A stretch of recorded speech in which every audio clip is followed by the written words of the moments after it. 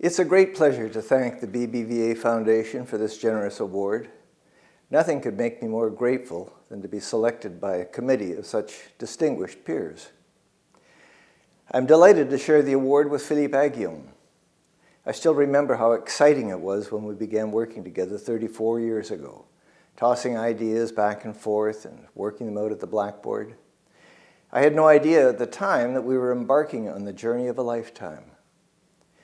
I'd also like to take this occasion to thank my wife, Pat Howitt, for supporting and encouraging my collaboration with Philippe in countless ways.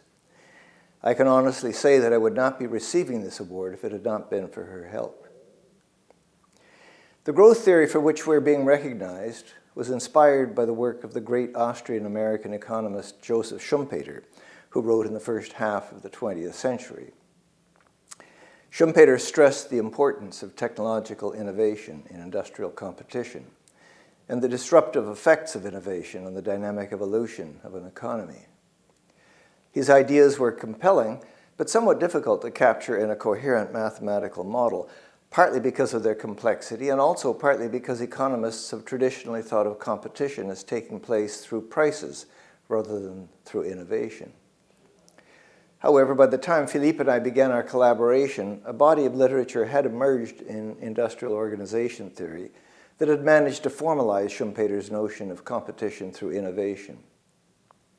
And we were able to extend this theory into a macroeconomic framework to develop a Schumpeterian model of economic growth.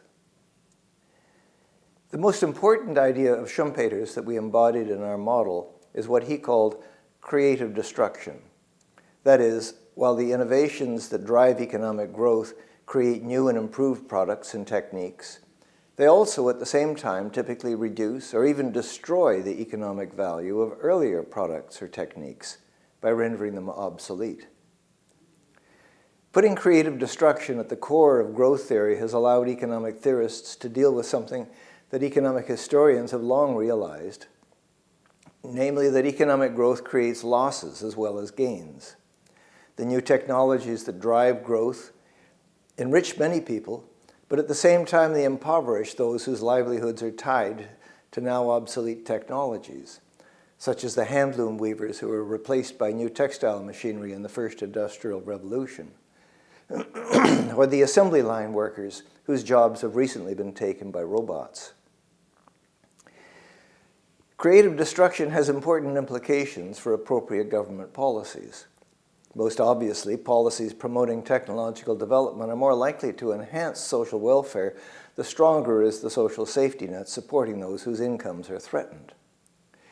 To minimize the losses, it also helps to have educational policies that promote flexible forms of human capital formation, and to have industrial policies and labor market policies that push technical change in directions that complement existing forms of human capital.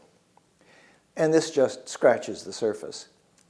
Schumpeterian growth theory has led to a major reconsideration of policies with respect to international trade, antitrust, taxation, intellectual property, financial regulation, and many other domains. Creative destruction has important political as well as economic implications. Politicians who support measures that promote innovation are often opposed by workers whose human capital is at risk of obsolescence. A more nefarious form of opposition comes from incumbent business firms whose profits are threatened by competition from upstart firms that create and deploy the new technologies.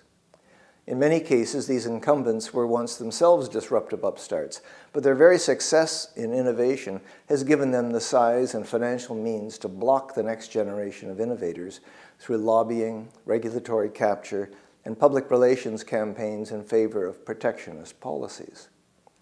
These activities create a political bias in favor of the status quo, a bias that's always threatening to cause stagnation instead of progress.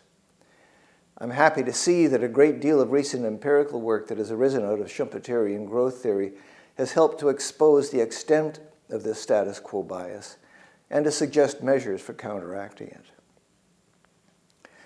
Certainly the most important potential destructive effect of economic growth is its effect on climate change. To many analysts, the only way to avert disaster is to implement measures that would drastically reduce economic growth.